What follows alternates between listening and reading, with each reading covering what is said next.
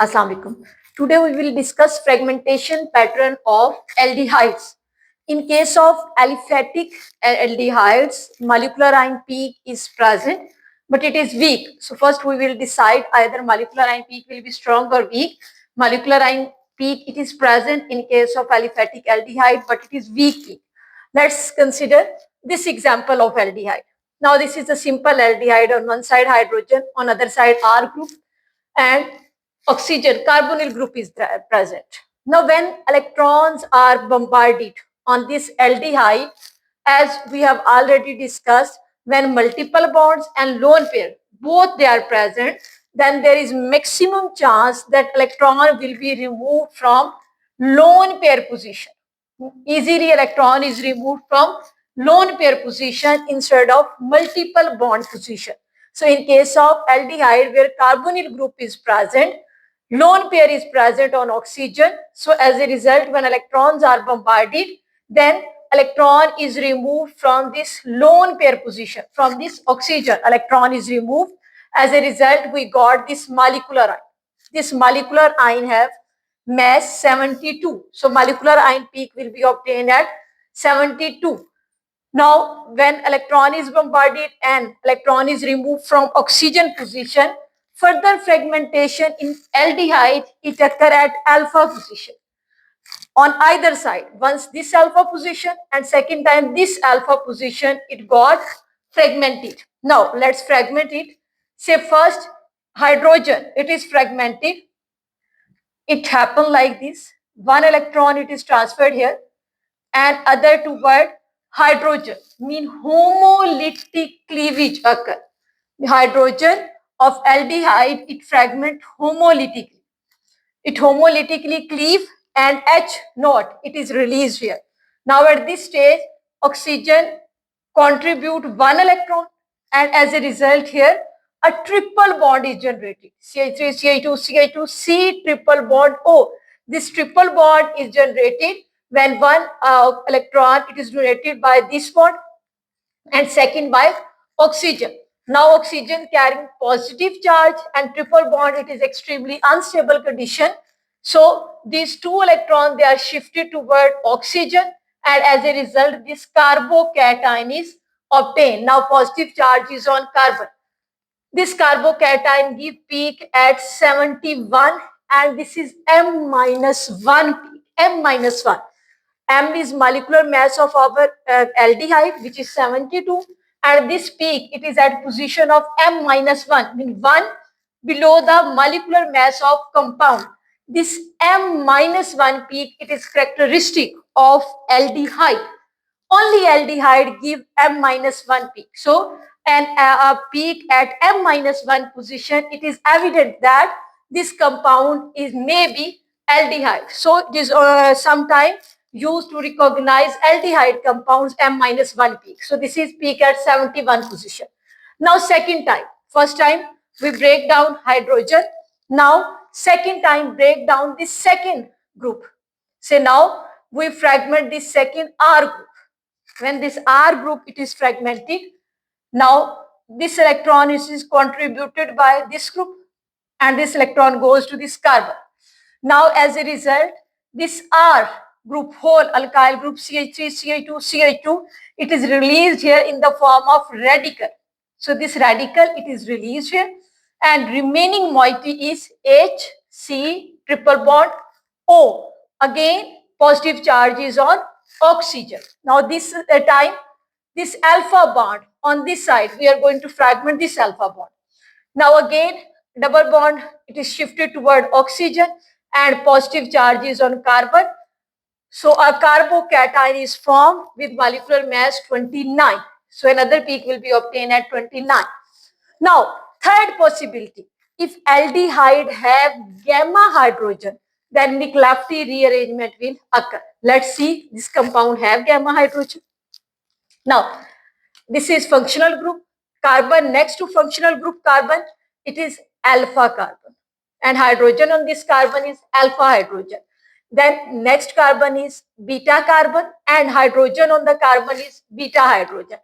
And this is gamma carbon and hydrogen present on this carbon is called gamma hydrogen. Means this compound contain gamma hydrogen, so we will perform McLafty rearrangement. So let's perform McLafty rearrangement.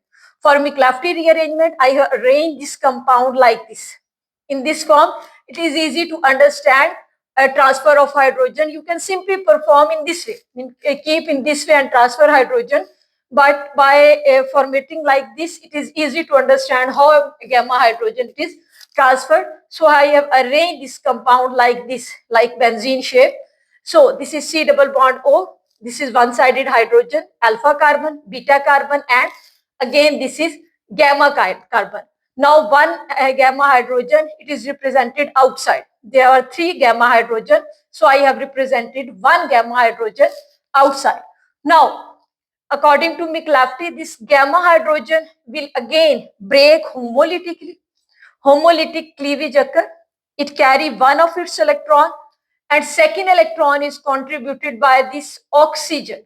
As a result, hydrogen develop a bond with oxygen and this electron it is given to this carbon.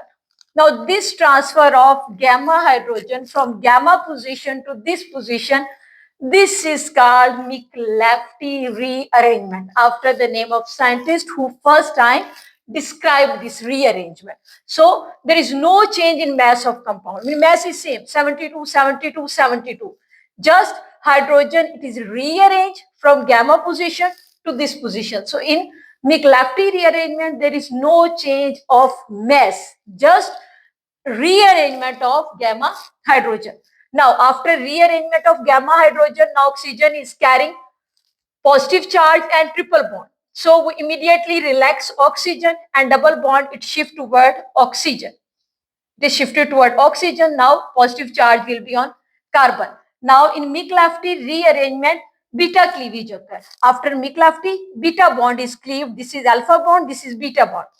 Beta bond cleave homolytically, again homolytically. One electron it is shifted here and other electron it is shifted at this position. As a result, a homolytic cleavage occurs.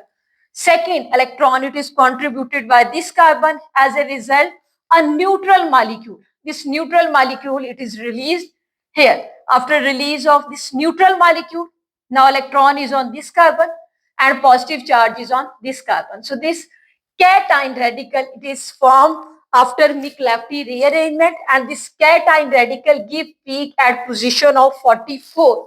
Now let's draw its spectra. When we draw its spectra, on x-axis there will be mass to charge ratio and on y-axis there will be relative abundance. Now first we have to decide molecular ion peak. Which molecular ion peak is at 72, say it's 0, 10, 20, 30, 40, 50, 60, 70 and say it is at 72. Molecular ion peak is not very prominent. It is weak peak. So this is molecular ion peak. M plus, a peak at 72 molecular ion peak and a peak after release of hydrogen, it will be at 71. Now let's decide base peak because base peak will decide our y-axis. Relative abundance of base peak will be 100%. So let's decide which will be the base peak. Now this moiety is at 71 mass position, although it gives prominent peak, but it will not be base peak because it contains a long chain and there is chance that this chain will further fragment. So there is less chance that this peak will become base peak because it have long chain and this long chain further fragment. We give base peak to that peak which have less chance of further fragmentation. So this peak have chance of fragmentation, so it will not be base peak. Now competition is between these two moieties, this one and this one. These both are strong. It is also a carbocation with mass 29 and this is after McLafty rearrangement a peak at 44. So there is maximum chance that this peak may be base peak or this may be this peak. So mostly say at 44, 30, 40. So a peak at 44, it will be a very strong peak. Due to McLafty rearrangement, it may have 100% abundance and then peak at 29. Say this is 29, it will also be a very strong peak. and next peak will be at 71, which is M minus 1 peak. This is peak at 71.